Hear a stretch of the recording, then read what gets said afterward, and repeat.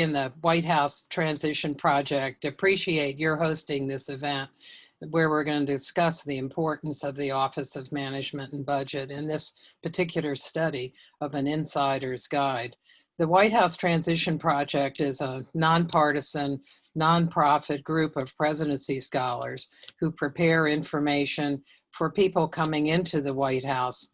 And you can learn more about us at our website, whitehouse-transition-project.org. The Insider's Guide fits in with our mission to inform people interested in how a White House works with OMB, an agency close to the White House and to a president. We write on the functions of White House offices and the responsibilities of the directors for people to understand what has happened over time, as well as writing about presidential transitions and the appointments process. This work is written and assembled by those who have worked in OMB, Dan Chenok, Steve Redburn, and Barry Clendenin. The guide will help those planning transitions as well as people coming into the agency.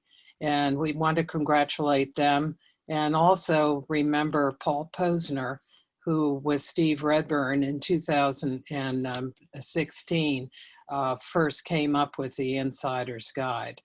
Regrettably, Paul died after the publication. We are fortunate today to have Josh Bolten start us off talking about the office as he served from May 2003 to March 2006 as the director. He came to the position with a background where he viewed the operations of government from several different vantage points. He worked as trade counsel for the Senate Finance Committee, in the executive branch as general counsel to the U.S. Trade Representative in George H.W. Bush's administration, before working for George W. Bush's presidential campaign as policy director, and then as White House Deputy Chief of Staff for Policy. When he took the director's position in OMB in 2003, he knew the workings of government. In March 2006, he became the White House Chief of Staff. He's now viewing government from the outside as president and CEO of Business Roundtable. Welcome, Josh. What did you know and what didn't you know when you arrived at OMB? What did you wish you would have known that would help a new director? And how do you think the Insider's Guide fits in with this? Martha, good morning. Thanks for having me. I think, like many people on the call today, I was thrilled to have an opportunity to serve in government, and I'm thrilled not to be serving in government. Not least because I have a great role at an extraordinary organization, the Business Roundtable. Before I answer your question, Martha, I should acknowledge that across my screen I've seen several very familiar faces, good friends and former colleagues. I see Steve Redburn has just popped up, and Kathy Stack, and I see Barry Clendenin. I thought I saw Beth Rossman on my screen, all wonderful former colleagues at OMB, and folks who, I can't remember which one of you said it, but I overheard you in the hallway, might have been on my first day walking out of my office, going, oh, we got to train another one.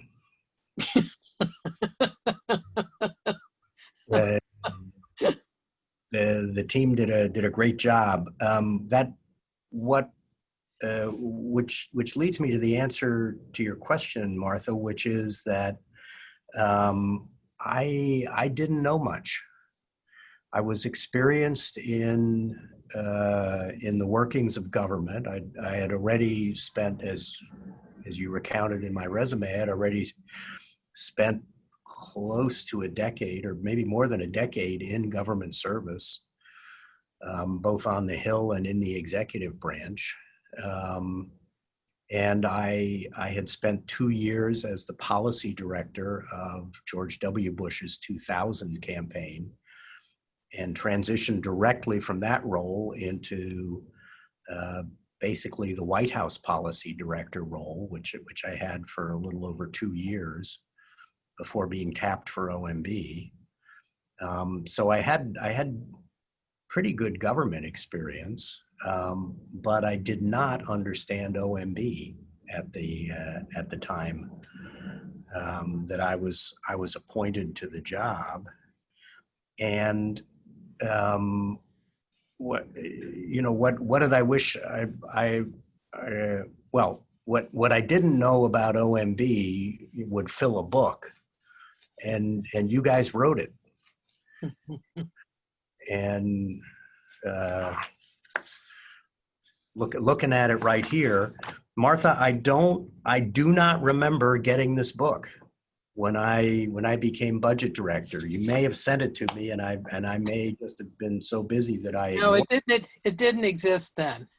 it. Didn't exist. Okay, this is what I could have used when I became the budget director, because I had to kind of piece it together from my predecessor, Mitch Daniels, who was a terrific budget director, and from a lot of the folks on this call, and from a really terrific set of pads, one of whom works with me now, Marcus Peacock, who may be somewhere on this call. But he was one of the pads that I inherited from Mitch, which was a great crew. But the information wasn't together in one place, and it was probably only after I left OMB that I learned some of the things that I should have known when I started. So one small piece of advice I have, or a recommendation I have for you, Martha, is that you consider the transition as occurring not just when the president changes, but when the budget director changes, and make sure that that every new budget director gets a copy of this thing. It's gold. Oh, good. Well, we definitely will do that. Well, you had a lot of experience, which we have gone over. And what did you learn in those experiences, both in the Senate side and then in the executive branch, particularly in the White House? What did you learn from serving in these spots that helped you, even if you didn't know the specifics of how OMB worked? What did you bring with you with that experience? Well, when you mentioned that I was deputy chief of staff for policy beforehand, and when Mitch Daniels decided to leave to run for governor of Indiana,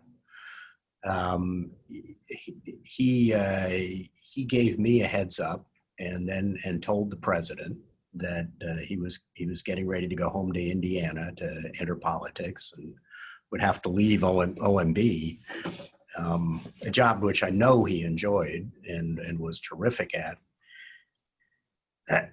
And so I prepared myself for the president to ask me, okay, who should succeed Mitch? Because that was, as the head of policy, that I was a natural person to ask. And so a day or two after Mitch notified me, the president said, I was in a meeting in the morning in the Oval, and the president said, are you free for lunch? And when the president says, are you free for lunch? You don't go, well, let me check my schedule. So I had lunch with the president, and he said, who do you think are the best candidates to replace Mitch? And so I was prepared. I had a list. I had about 4 or 5 names, which, by the way, I don't recall everybody who was on the list, but at or near the top of my list was a particularly impressive congressman whom I'd known for a number of years, named Rob Portman, who who was at the time a congressman from the Cincinnati area. And so I mentioned him. I mentioned several people on the Hill, and the president was disinclined to yank somebody off of the Hill and create a vacancy and so on, but he was sort of receptive to it. And then toward the end of the lunch, he said, "Well, what about you?" And I said, "No," which is not the right answer to the president. But it was a visceral reaction. And he said, "Why not?" And I said, and all I could think of was, "Mr. President, I'm not mean enough to do that." And he said, "Of course you are." And he said, "Well, let's think about it and chew it over." And I did think about it, and what I sensed and what I really learned when I actually went over and ultimately took the OMB role was that it's important in the leadership at OMB to have a really good sense of the president's priorities, because the president's priorities are most directly reflected through the way that OMB does its work, through the budgetary decisions, through the regulatory decisions, through OMB's review of legislative proposals. It's really the funnel for all of government activity, or most of government activity. It's not all, but it's the funnel of most government activity through which the White House is able to exercise some really practical control, other than that what comes out of a speech or something like that. So I went into the job knowing that I had what I thought was the most important qualification for the job, and that is to have a good relationship with the president and a good sense of his priorities, and a general working knowledge of government. And then what I sort of knew coming in, but I really learned when I got there, is there's a fantastic, very highly expert, loyal, professional team of seasoned experts at OMB on whom the budget director should rely, who have a long history of adjusting to the ideology and policy priorities of a new president, or even an old president. And doing the best they can to make sense of the policy directions that the president and his political leadership want to pursue, making sense of it and making it successful. Uh-huh. Okay, I have two more questions for you. One is, what is OMB's role in a presidential transition, whether it's a transition to a second term or to a new president? How is OMB central to a successful presidential transition? Well, it's to a real transition. OMB is critical because, and I remember this from the days of the Bush transition into government in 2000, really in 2001. Because some of you may recall that there was a glitch in 2000, and we weren't able to start the transition until about halfway through the 70-some days that are normally allowed for a transition.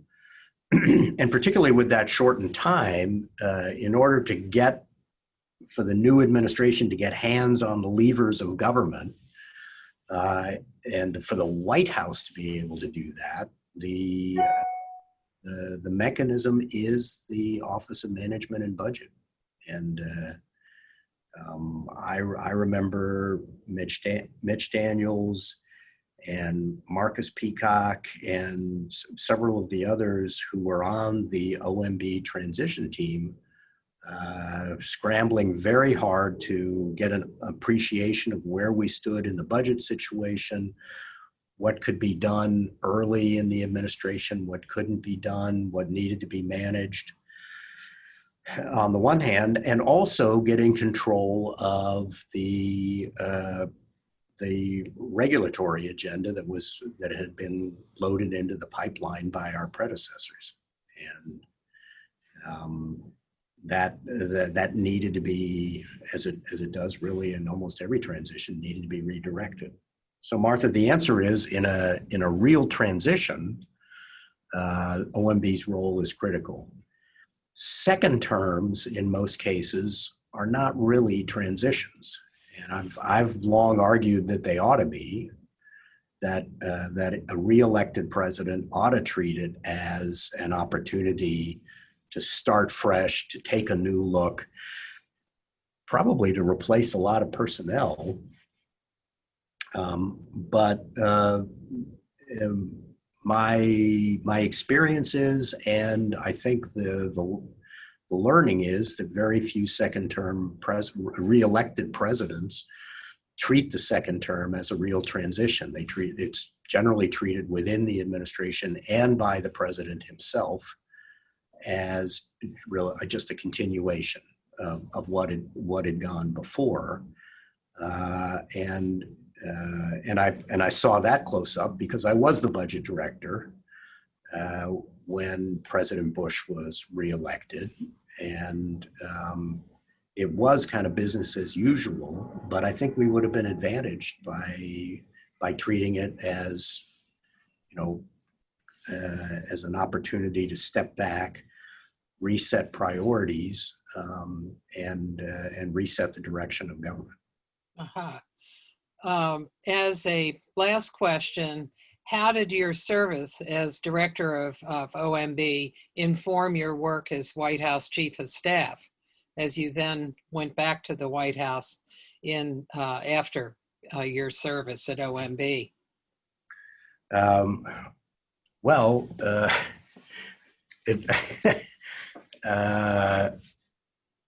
It informed it in one way, which is that I certainly knew what long hours were about, and a lot in the inbox.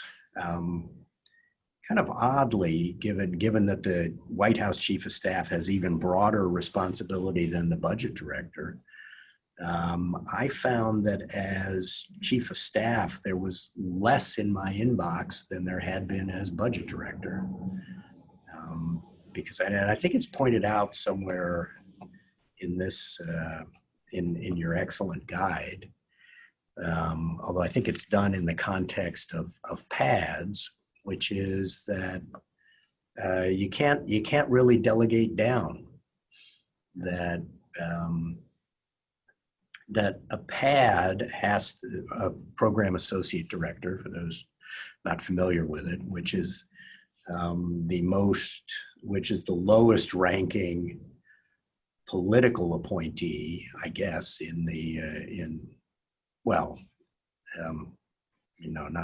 not the lowest ranking, but it's the level down to which a relatively non-political organization like OMB goes with political appointees.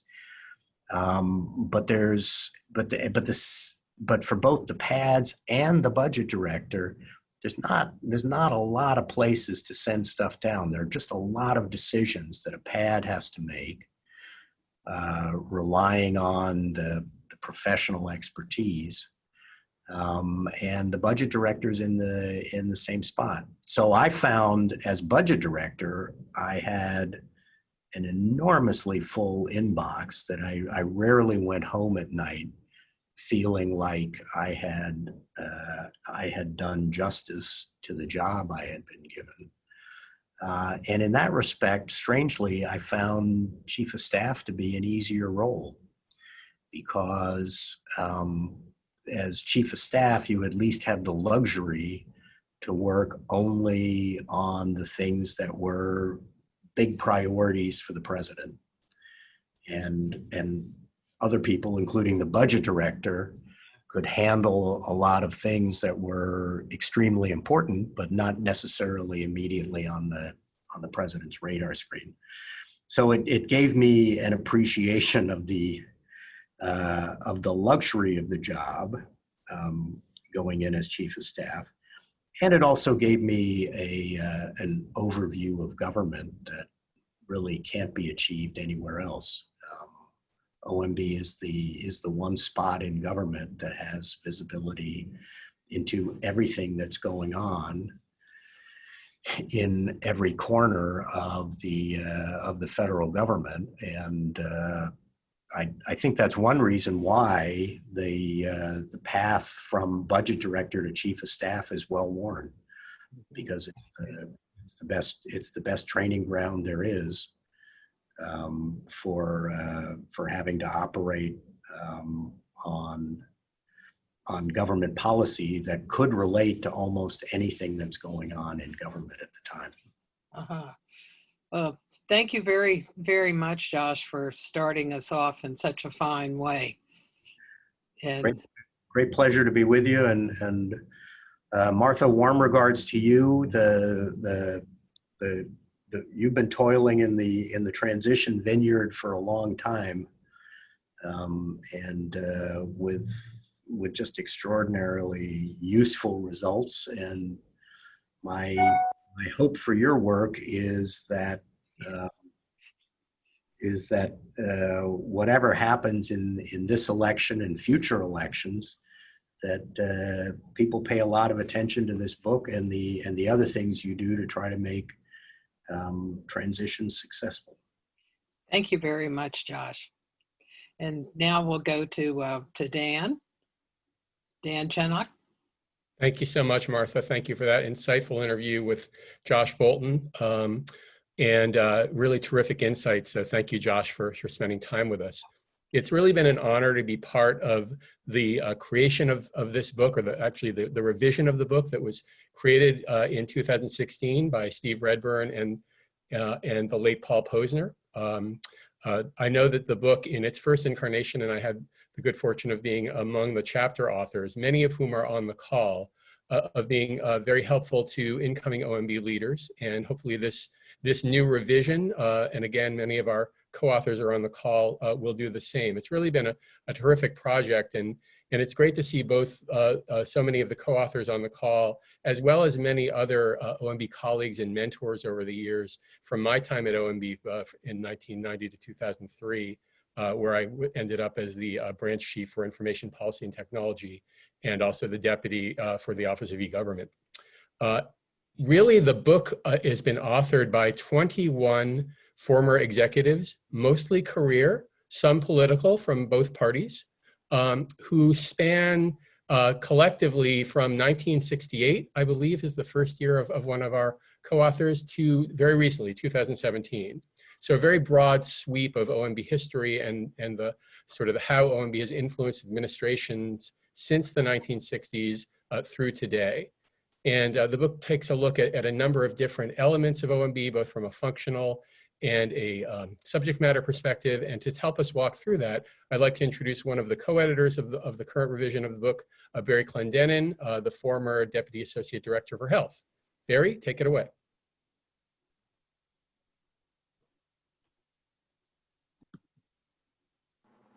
Thank you, Dan. Thank you. Thank you for the opportunity to join this morning's National Academy of Public Administration's meeting discussing the 2020 OMB Insider's Guide. I appreciated the opportunity to work this year with Dan and Steve as editors for the 2020 guide, and recall the honor of being a colleague of Paul Posner at George Mason. As editors, we enlisted the authors who wrote the 2016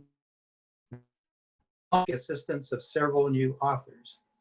New policy officials arriving at OMB at the beginning of an administration or at various points during an administration rarely have the extra time to read in detail about OMB's history and current responsibilities. These individuals may be seasoned federal officials or new to work in the federal government. In past experience, we may recall the large issues binders often prepared for incoming OMB leadership with the goal of alerting them to near-term and longer-term challenges before them. These binders rarely got read and only sometimes recalled by the question, quote, "Why didn't you tell me about this earlier?" Close quote. As the Insider's Guide notes, former OMB Deputy Director Paul O'Neill observed in a 1988 speech at OMB that, quote, "One of the interesting things about OMB is that it is unexplainable to everyone who lives outside of the Beltway and misunderstood by nearly everyone who lives inside the Beltway," close quote. A goal of the editors and authors is that the guide will temper any mystery about OMB. We hope the guide will improve the transition into and functioning while at OMB for whomever leads the agency's efforts after the November 2020 national elections. I believe that those of us serving as editors and authors this year might have likewise appreciated having such a document as the Insider's Guide upon our arrival at BOB or OMB. The 2020 Guide's organization includes 2 parts, plus a brief bibliography and appendices.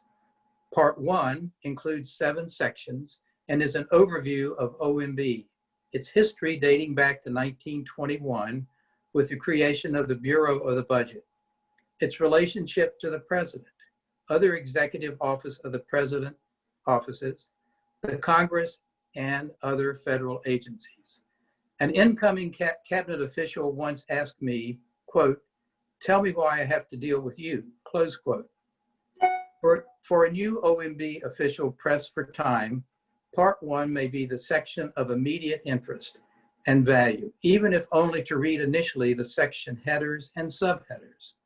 Part 1 highlights the broad responsibilities of the director and deputy director, followed by discussions covering the deputy director for management, the program associate director's central role in accomplishing policy goals, OMB's central responsibility for preparing the annual president's budget, and the special case of OMB's role in national security budget planning.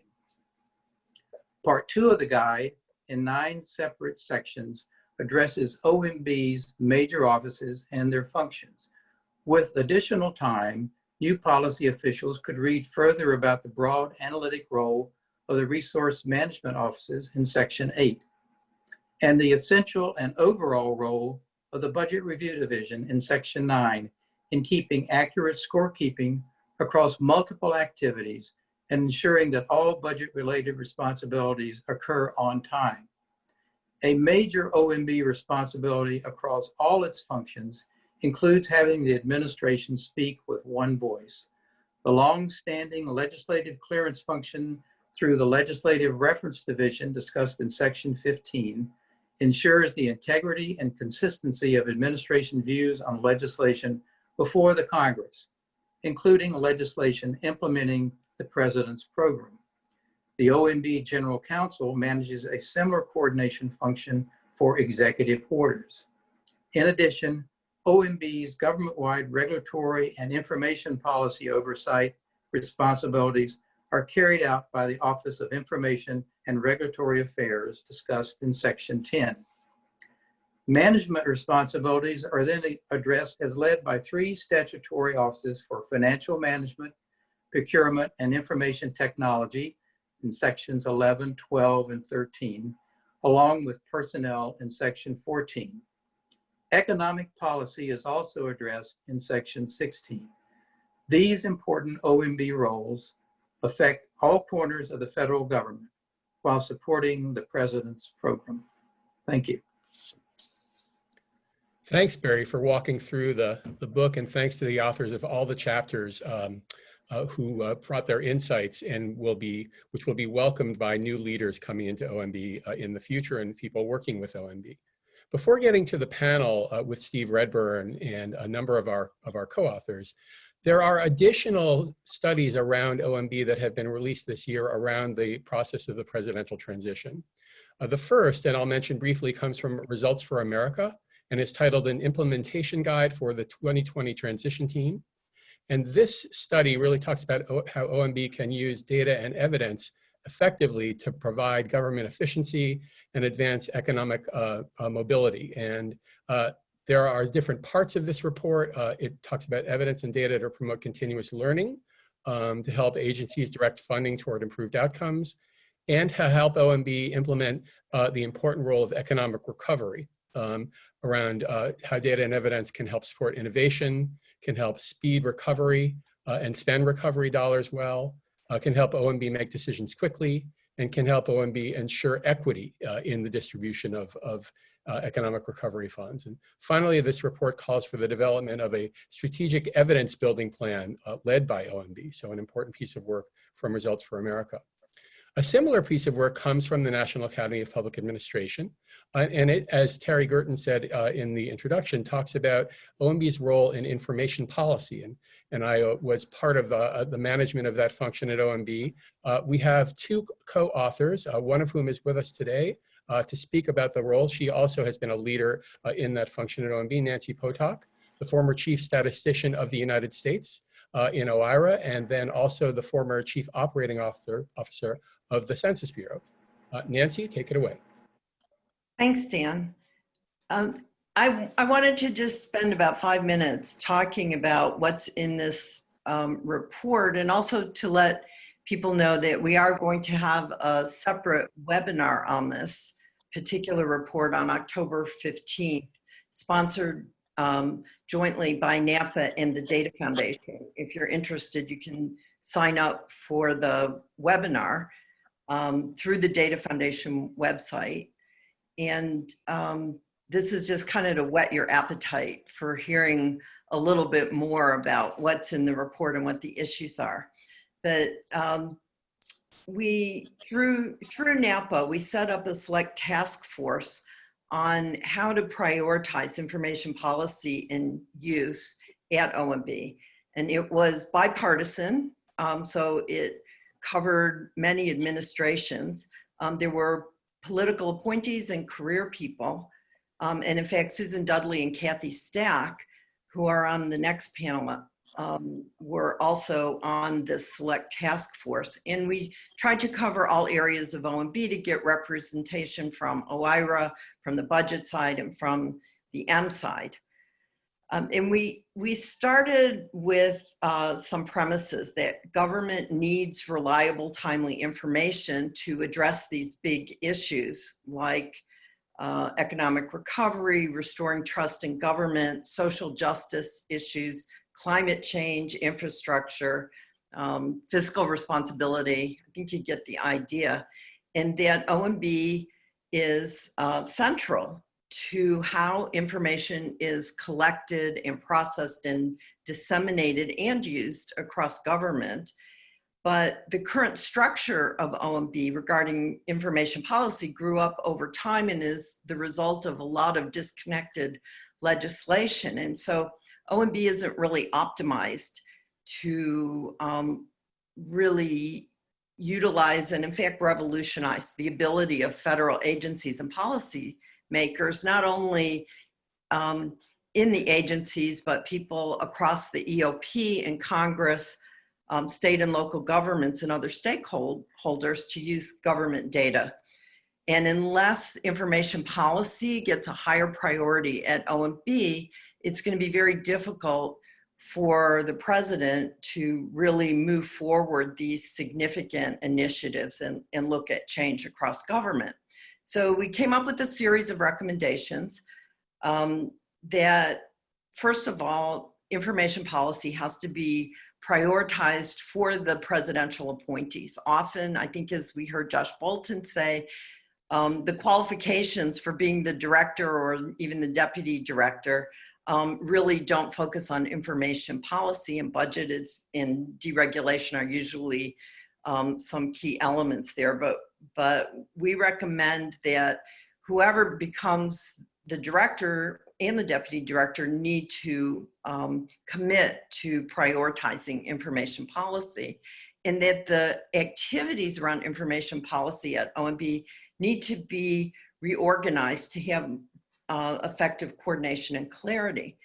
So we're not recommending that boxes shift around or that there be a remarriage between OIRA and the Office of the CIO or something structural that is that major. What we're recommending is that there be a new assistant director for information policy position that's equivalent to the assistant director for budget, somebody who would report to the director and could oversee, manage, and coordinate the relevant activities that are happening in all these different offices across OMB.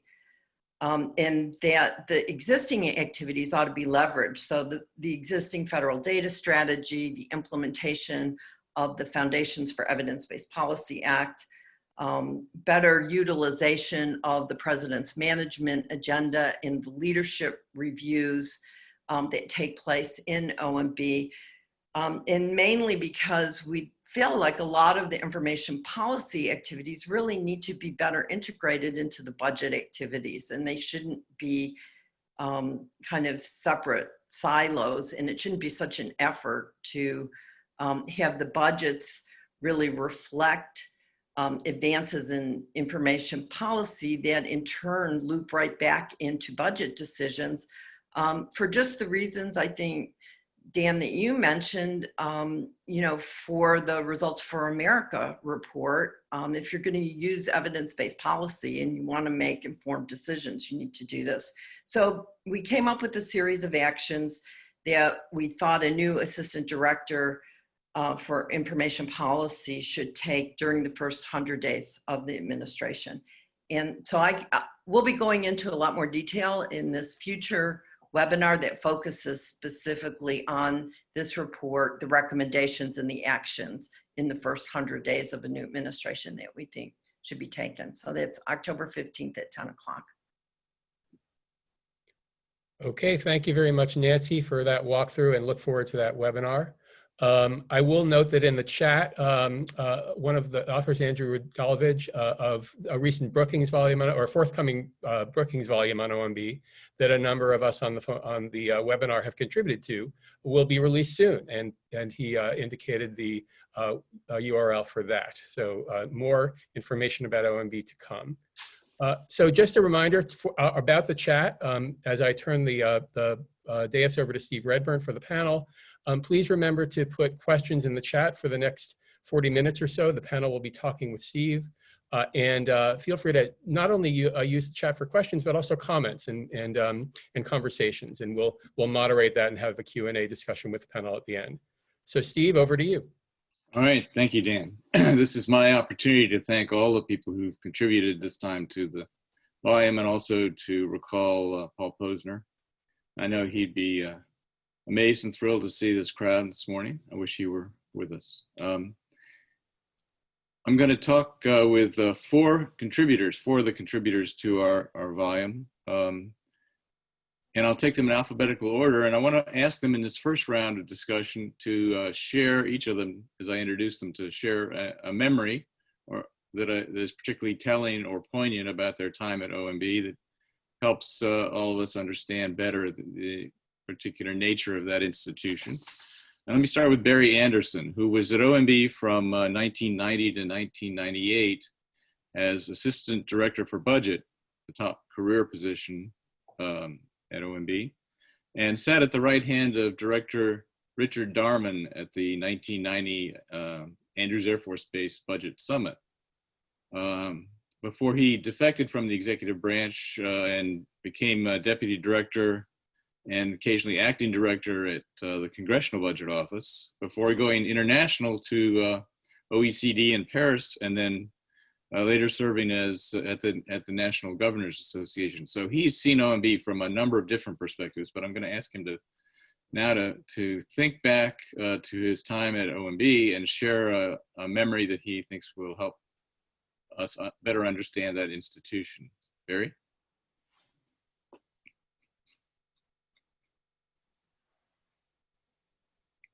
Barry, you will have to unmute yourself. Thanks, Steve. I'm glad you mentioned Andrews because I was going to mention that too. First of all, I started at OMB in the Carter administration in 1980 and was there through the almost all of the Clinton administration. But what I really wanted to focus on, and this is with respect to transition, because I participated actively as Assistant Director for Budget Review in the 3 different kinds of transitions you can have. That is a transition between presidents of different parties, transitions between presidents of the same party, and a transition between the same president but different terms. And they were all different kinds of transitions, but they had one element that is common, which I want to get to. But first, I want to go back to 30 years ago today, as it turns out, when we were in Andrews Air Force Base. I say that because as my job as Assistant Director for Budget, I sat behind the director up on Congress repeatedly, not just in front of the Budget Committee, but also the Appropriations Committees, the Tax Committees, the Rules Committees, even the OMB appropriation. When it went up there, I was up there. So I was already labeled as, every time a budget director would go up there, they'd see my smiling face behind him. But then it came Andrews Air Force Base. For those of you who can't remember 30 years ago, and I can barely do that, Andrews Air Force Base, they had everybody who was anybody in budgeting went out there. And there was House and Senate, all of the committees I just mentioned, majority, minority, and everyone out there, with the exception of 2 or 3 CBO staff and me, were political. They knew the CBO staff, they didn't know me. I was there with Darman and all of the Bush administration. I say this because in 1993, when the new Clinton administration came in, I had a long reputation of being associated with Republican budget people. And sure enough, a short time after that, I was in Leon Panetta's office with a pad, whose name I won't mention, and we were discussing a scorekeeping issue, and the pad disagreed with what I was saying, and the pad turned to Leon and said, "You can't trust this guy. He's Darman's guy." Leon looked at him and said, "No, he's not. He's my guy." I say this because I know a lot of you are talking here are a career or going to be through a transition, and you're going to suffer the same type of thing. But if you can keep the goal of neutral competence, if you can keep what Josh said, expert, loyal, the nature of CBO, of OMB staff, that is what really makes us good. So I survived that. I want to say one more thing. That was difficult, but after that incident, and because I knew Leon and he and I got along very well, it worked out pretty well. One of the most difficult transitions was from Reagan to Bush. The reason is that as staff, we work for the president. We do not work for the presidential candidate who happens to be vice president who is running for president. And that actually got me into trouble because I responded once to Vice President Bush, who was then candidate Bush, and I shouldn't have. But in any case, that was a little bit more difficult because it was touchy, but what the heck, touchy businesses in the nature of the game. So that's a memory, and I hope that people at OMB now or will be at OMB keep the neutral competence thing foremost in their mind. That's terrific, Barry. Thank you very much. And now let me introduce Susan Dudley, who served as the administrator for the Office of Information and Regulatory Affairs, fondly known as OIRA, from 2007 to 2009. So I had retired in 2006. I just missed her. And is now a colleague at the Trachtenberg School at George Washington University, where she leads regulatory studies. Susan, can you also share a memory that you think will help people understand OMB as an institution from your experience there? Thanks, Barry. Thanks, Steve. I think I'm going to reinforce what Barry and Josh have said. I don't know if I have a favorite memory, but I do have a favorite OMB joke. But first, let me tell you an anecdote that I think reinforces. And it was about OIRA's role during the presidential transition between George W. Bush and President Obama.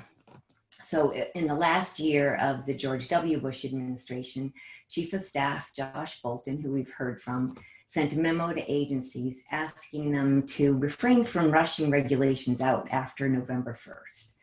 But it seems that midnight regulations, which we're hearing a lot about right now, are inevitable for various reasons. Not all of them are bad, but Josh had good reasons for trying to constrain them. But anyway, after the November deadline, agencies continued to send their draft rules to OIRA for review. And of course, every one of them were priority rules that deserved an exemption from Josh's memo. So we triaged so that only the rules that met certain criteria got through, including those that had statutory or judicial deadlines, or for which there'd been adequate notice and comment to the public. And so during this time, the career staff was working heroically with agencies and with the Federal Register to get those rules published. And when I worried aloud about that, they just laughed and they said, "Susan, this is what always happens during a transition. We work feverishly with the outgoing administration to get their rules published and then turn around at noon on January 20th and put just as much energy into pulling those same rules back from the Federal Register." So again, it kind of reinforces what you heard from Josh and Barry.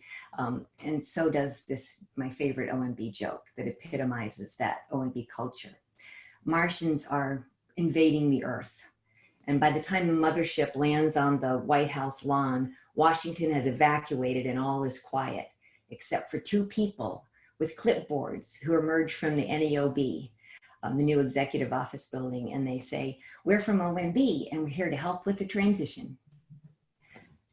So those are my memories and my corny sense of humor. Thanks, that's terrific. I love that joke. And now, someone you've already met in this session, but I'll reintroduce her, Nancy Potok, who was until very recently the head of OMB's Office of Statistical and Science Policy, or branch, and the vast staff that she managed there, and is popularly known as the chief statistician of the United States. So Nancy, you have some fairly recent experience in this president's term. So whether from that experience or your earlier times at OMB, I think you were there more than once, maybe you could share a memory. Sure. What I wanted to do is sort of compare and contrast how career people can be doing very vastly different scopes of work at OMB that both kind of epitomize the breadth of OMB's reach. So when my first round at OMB, which was during the Reagan administration, I was in the transportation branch as a program examiner and working on airline deregulation and trucking deregulation because agencies like the ICC and the CAB were in the process of being sunsetted. So I also in my portfolio had inherited a lot of railroad loans that were guaranteed by the government when all the railroads were going bankrupt and Conrail was formed. And then of course I had Amtrak too as one of my accounts. And so I found that there was a lot of cross-coordination working with OIRA on the deregulation and working with BRD, Budget Review Division, on how to do the railroad restructuring loans. And I realized at some point I was probably one of 3 people on earth who actually understood how to treat those loans in the budget. It was so complicated as loan guarantees. And I thought, this is so minute. And it's incredible that I'm like one of these people who actually understands the technicalities of this. And so it was sort of this microscopic level of budget and budget presentation that I was working with. And then I contrast that with working from 2017 through the beginning of 2020 as the chief statistician. In the example that I want to pick out of that is co-chairing the federal data strategy with the federal CIO, who is a political appointee, which really highlighted sort of the breadth of OMB, because we brought in a team of 40 volunteers from different agencies to put the nuts and bolts of the strategy together.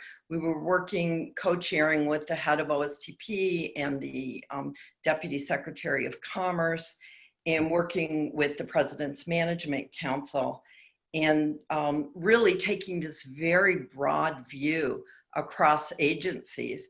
And so to me, it's just an interesting thing about OMB that you could be sort of one of 3 people on earth who might understand something very technical about the federal budget, but also in the very same agency, be working across the whole span of government with effects on state and local governments as well.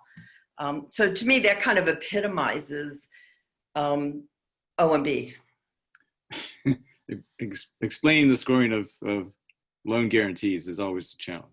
Yeah. And a lot of fun. Let me introduce the 4th contributor in our panel, and that's Kathy Stack, who during the last of her 3 stints at OMB, dating back to 1982, was Deputy Associate Director for Education, Income Maintenance, and Labor. I remember working with her as we tried to pick up the pieces after Hurricane Katrina, helped Josh do that and others. And then she went on to head, actually to create, I think, and lead a new evidence team at OMB, a novel role, to support the use of rigorous evidence in designing and executing policy, which is the subject of and part of the NAPA panel that we just heard about from Nancy. So Kathy, can you share a memory? Sure. So just to say, to start, my most vivid memories are always around transitions. I can picture the people I was sitting across from, the new leaders. And it's a time when OMB career staff are really there to help figure out how to ditch the stuff that didn't work, you know, that you knew, hey, here's our chance, walk away from it, but also how to keep the good stuff, but get the new incoming folks to see the value of it, to the new president's priorities, and rebrand it however they have to. So with that as context, I think my favorite memory was going from the Bush administration to the Obama administration, when we had incoming leadership with Peter Orszag and others who were really eager to use evidence and evaluation and research to inform policy. And they knew the Bush administration had been focused on advocating the use of rigorous evaluation, and they really wanted to learn, like, what do we need to know? So Jeff Liebman, who at the time was wearing multiple hats as Executive Associate Director, Head of Economic Policy, and the Acting Deputy Director for Management, convened a brainstorming meeting in his office where we had multiple RMO branches, we had economic policy, we had OIRA reps, and it was a reflection on what were the things that had worked in the Bush administration and what needed to be done to build on that. And the big aha sort of opportunity to step back was recognizing that under the Bush administration, there hadn't really been strong incentives for agencies to do evaluation, even though OMB was telling them it was important. They didn't have resources to invest in internal capacity.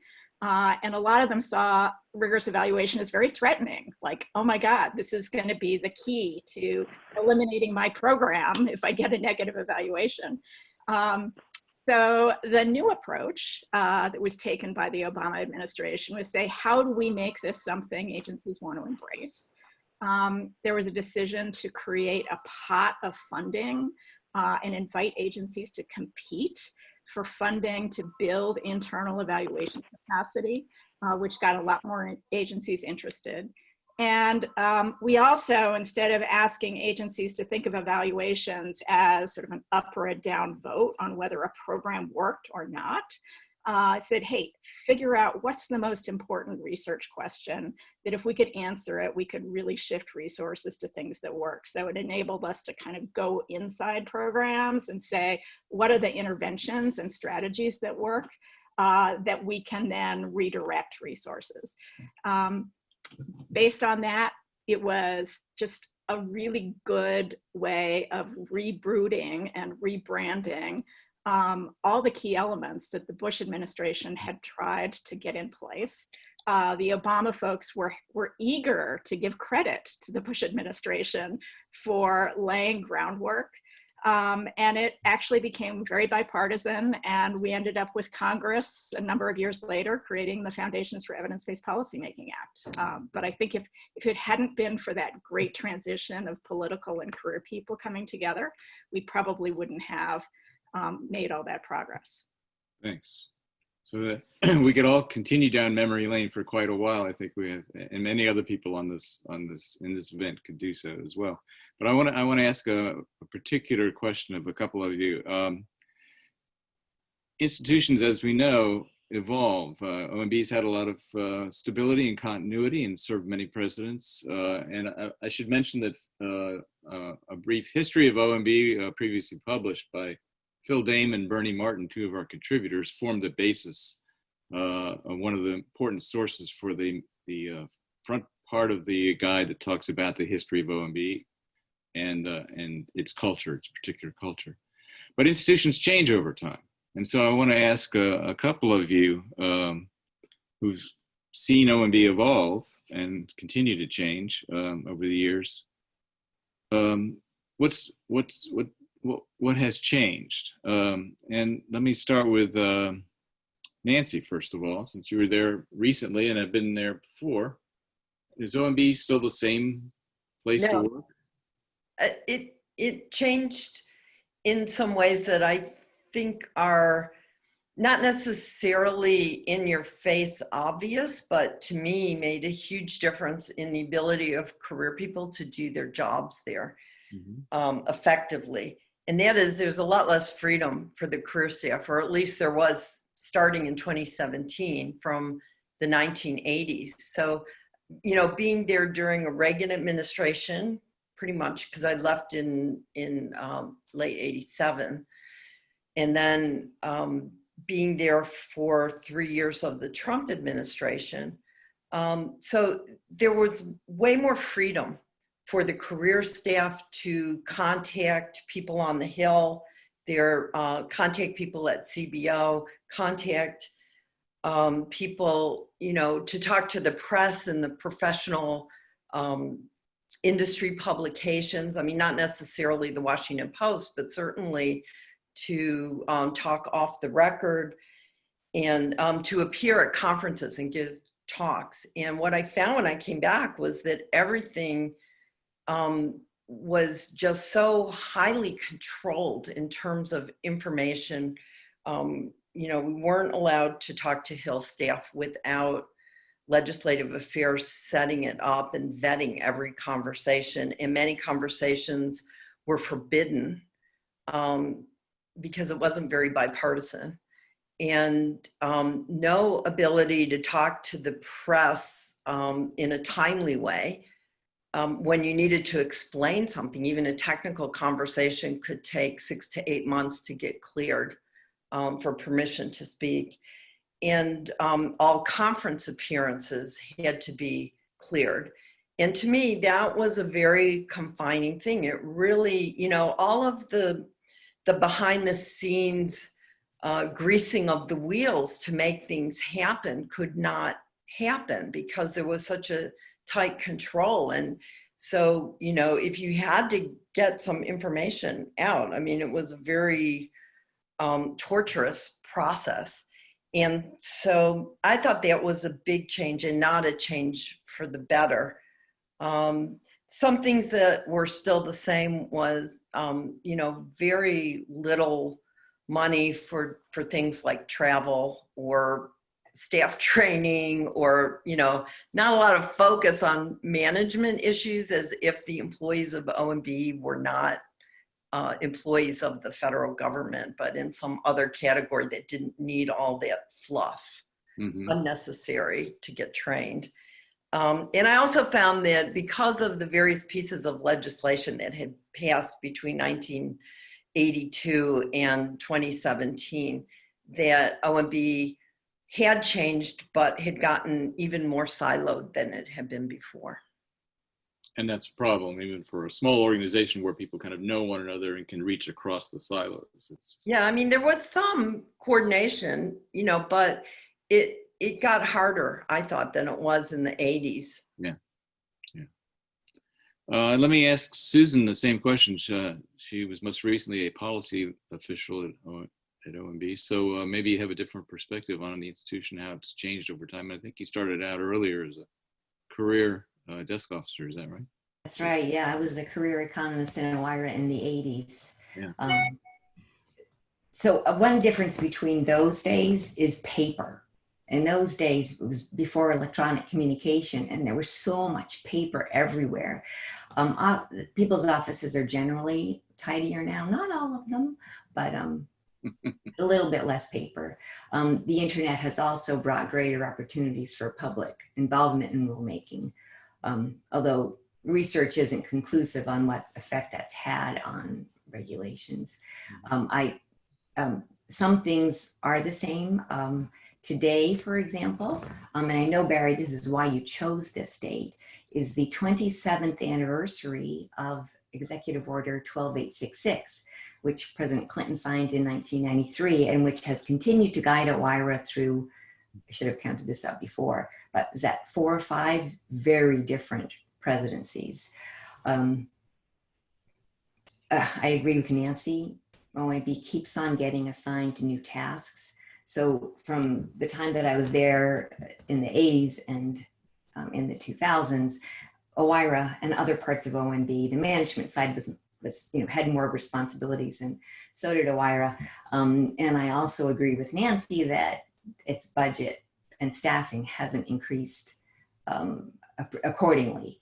So it's a very lean office, and it always has been. I think that's part of OMB's culture is we don't want to ever ask for more money or more staff because we're the budget guys and we can do this leanly.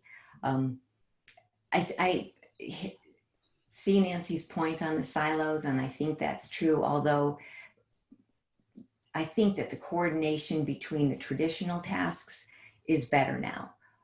Between OIRA and the RMOs, I think that coordination is better now than it was in the early days of OIRA, perhaps, when they were the new sibling that maybe the budget examiners weren't quite so willing to let into their turf. In the interest of time here, if one of the other panelists wants to raise a hand and talk about how the institution's changed, either Kathy or Barry, do so. Otherwise, I'm going to ask a different question of the group. So since we just have a short time here, let me ask first Barry and then Kathy. As you look to the period immediately following the election, particularly if the Martians land, we have a transition. Can you talk about the biggest post-November challenges for OMB offices and staff? And I assume, Barry, you'll want to highlight the budget challenge. Maybe we should start there and talk about the budget situation, economic situation that's going to be facing a new director of OMB and president, if there is a new president, or the old president for that matter, after November, in January. Barry? Thanks, Steve. First, I want to comment on something that Nancy raised. Nancy talked about credit reform and being one of the 3 people who understood it. I think I was one of the other 2. But in any case, I just wanted to relate, and this is relevant to today, that last week I got a call from my former colleagues in Paris. The reason had to do with credit reform. COVID has been treated economically, fiscally by countries in a variety of new ways, including something that many countries had not done before, loan guarantees. They had remembered me from way back when, not only when I worked there, but before that, telling them about credit reform and about how the treatment was of loan guarantees. And they were fascinated with it. So OECD is now spreading the word of how the US has handled credit reform, what its pluses and minuses are. So Nancy, you may be getting a call from somewhere in Eastern Europe or something else on how credit reform is. But now back to what OMB staff should be considering. One of the things that I am most proud of what I did at CBO was expand their efforts into doing long-term analysis. Whoever is elected president, the importance of looking at the long term is even more so now than it has been in the past. I say that not just because of the massive pension, Social Security, Medicare liabilities that we're facing, but also very much because the whole attitude now on both parties is spend now, spend now, spend now, spend now, because we have to make things better. Okay, maybe they're right. But when is the thing going to get better, and what are they going to do when that happens? Is it 2 years from now? Is it 4? Is it 8?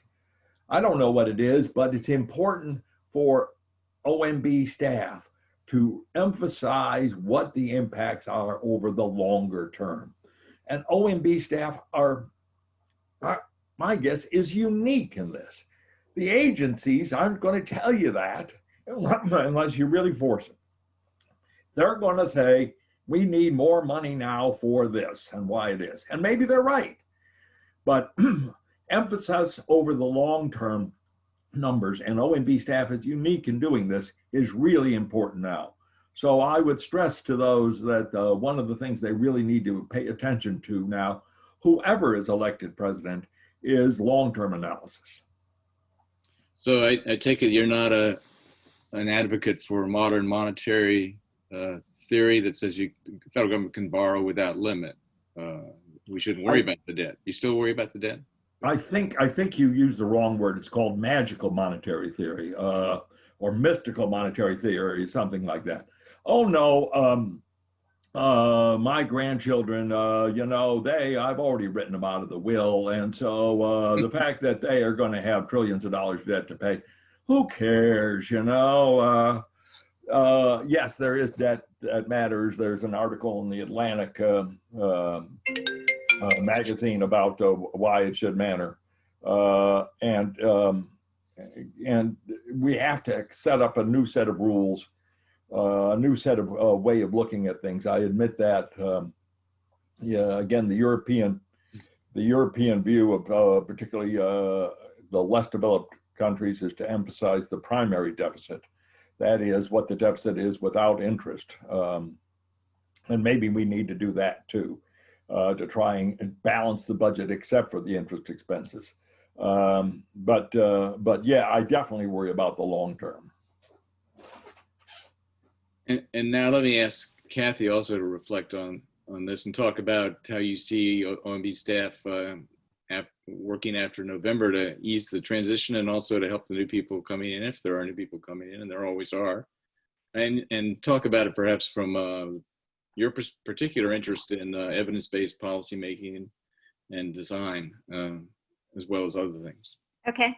So first, I'm already feeling the pain of what the staff are going to have to experience if there is a change in White House leadership. Reflecting back on 2008, 2009, which I think was a friendlier transition than this one would be if Biden were to win. That was the hardest transition that anybody at OMB at that time could ever remember. We were simultaneously dealing with a fiscal crisis and building a stimulus bill that ended up in a few short weeks of $800 billion that we were crafting simultaneously with doing the first president's budget, where we were trying to map all of the budget initiatives to the Obama campaign commitments. And the staff were stretched so thin. I mean, literally, they were working day and night. And there were many people who were energized by it, but they were also like restraining their home relationships and their lives.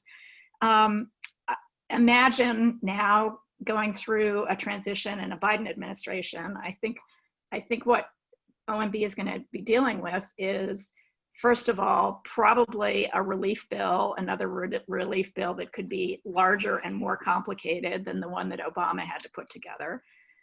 Building that simultaneously with doing a new president's budget, where there are some very significant campaign commitments that Biden has made. There's going to be a need for prioritization and figuring out, do the agencies have capacity to do this? Because I think a lot of agencies have lost a lot of the senior career people that you would normally turn to launch new initiatives. And then on top of all of that, there are a lot of Trump policies that were done through executive actions, administrative actions that a good chunk of OMB staff, particularly OIRA, is going to be involved in trying to roll back. So they're going to be firing on all cylinders. And I think it's just, it will be probably an even more challenging transition than we had 8 years ago. Mm-hmm. In terms of the evidence stuff, I mean, that will be, I think there is an opportunity when you are proposing to launch new initiatives, as the Obama administration was in the early years. It's a great opportunity to figure out how to embed evaluation requirements, draw on existing evidence, create incentives for agencies and grantees at the state and local level, particularly, to be always using data and evidence to improve their policies and make their decisions. So I think it could be, under a Biden administration, an opportunity to take everything up a notch. But I also am confident, I mean, a number of the, I think it was the acting deputy director for management at OMB was recently talking about how data and data-driven decision-making would be a key focus in a second term. So under either scenario, hopefully that work will continue. The look ahead reminds me of another old OMB joke that I particularly like, which is that this is an average budget year, worse than last year, but better than next. It always feels like that, isn't it? We have just a couple more minutes together as a panel before we open things to a general discussion. Any of you want to chime in with a last insight or memory or thought? Any of the four of you? Welcome to do so. Raise your hand or chime in. And I want to remind everybody you can use the chat function to pose questions, and Dan Chenok's going to join me in just a minute or two, and we'll open this for general discussion. He'll read the questions. Kathy, go ahead. I want to make one plug. We have another event coming up that's a co-sponsorship between NAPA and the OMB Alumni Association on October 14th, where we're going to hear from 4 panelists, 4 OMB alums who are now working in state and local government, who will be able to share their perspectives about what the challenges are at state and local government, but also, you know, how does OMB look from the state and local level, and what are the things that OMB might be doing differently that would help states build capacity to use their dollars more effectively? So I hope lots of people and everybody on this call can tune in. Good. Barry, a quick remark, and then we'll move to general discussion. 40 some years ago, gosh, it's hard for me to even say that, but CBO was a brand new institution there, and its reputation was not at all like it is now. It was just being founded. People didn't really pay much attention to their numbers. In fact, I think that as much as Alice Rivlin did for CBO, Larry Kudlow did more.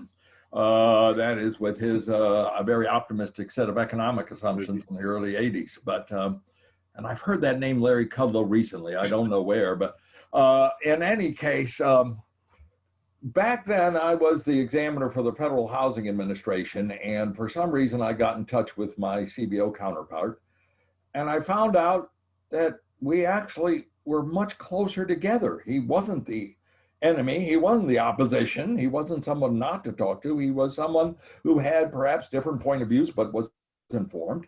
And so I started talking to him regularly, and that kept up. But in the late 70s, early 80s, OMB didn't have the attitude of treating CBO as an equal, or for that matter, dealing with CBO much. So I kept my contacts quiet.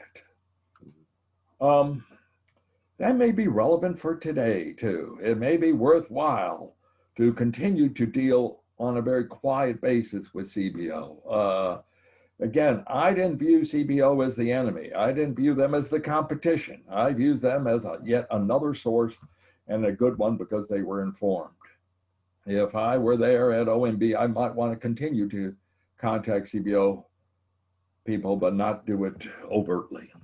Right, not ask permission, but ask for forgiveness later. Second, what Barry was saying, because I do remember in the 80s, two people that I worked really, really closely with were my counterpart at CBO, and also it was more than two people, but the staff on the budget committees, the congressional budget committees and CBO. Sometimes during like budget season, I was on the phone with them sometimes every day or immediately following, doing, you know, like what were our assumptions on various estimates, the 10-year spend outs and things like that. And we actually collaborated in a sense because we were very close, and it was a really fruitful relationship. So that's one of the things that I think is problematic, is if you can't just pick up the phone and call these counterpart people. That's true. I'm going to have to reluctantly end this panel session and thank all four of you, and ask Dan if he can rejoin me, Dan Chenok, and he's been monitoring the chat room. You should probably take a look there, because there are a number of other links there to other reports and studies that you already heard about that will be useful to this group. Dan, have you been monitoring?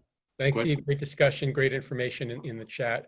A question for the panel around the transition, and Kathy and Barry talked about this with regard to 2008, which I remember as part of the transition team at that time as well, is sort of what can we expect specifically in those first weeks? What actually happens when if there is a new team that comes in?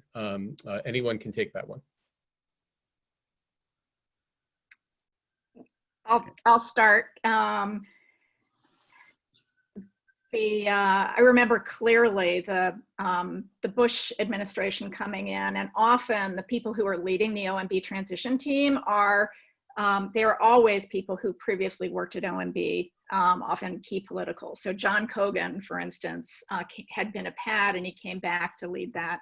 And initially, there's a mapping exercise. Often the OMB staff have actually done some of this before the election, but the mapping exercise is to look at the presidential campaign commitments, make sure you can price them out, think a bit about the feasibility, and figure out, can you fit all of these in the budget? In a Bush administration, there was an effort to have a top line, which meant that not all the president's campaign commitments could be in the budget. And one of the ones that fell out early was a commitment to increase funding for Pell Grants, which Bush had to push off several years.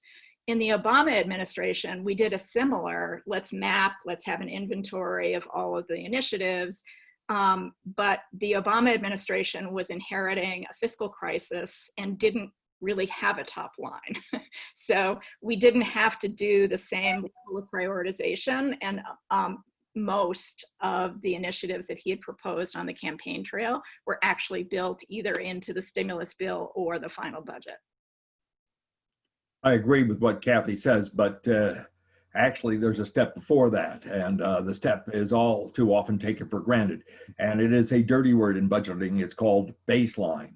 You really have to have a reliable baseline. That is, what is the status of the economy and fiscal policy that you're entering into? And I say that particularly because I don't even know, did they do a mid-session review this year? Is there any kind of baseline that is in existence right now from OMB, not CBO, but from OMB, that a new president and his staff and a new budget director can use to say, okay, we have the president coming in, he has a lot of promises and commitments, let's measure how they up. You have to do that relative to a baseline. And I'll use this again, that baseline shouldn't be just 1 year, shouldn't be 3, shouldn't be 5. It should go out beyond that. Yeah, I would just add to that.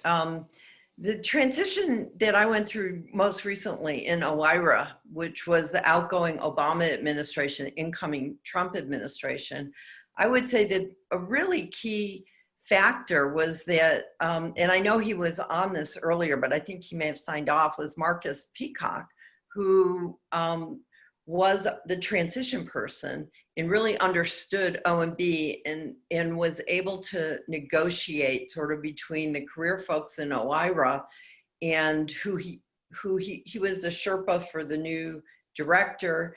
And he really understood the way things work and issues and discussion. So to me, one of the really key things is very early in a transition, having a transition person with that prior political OMB experience who understands what the priorities are for the new administration and can help build that bridge and instill trust with the politicals for the career staff. Because especially if you have an administration that's kind of anti-government and doesn't really trust federal employees, it's that same, you know, who do you work for kind of thing. So I think that that's a key piece. And in the regulatory arena, and Susan knows this better than I do, it's kind of this tussle between, are we regulating or deregulating in OIRA at least?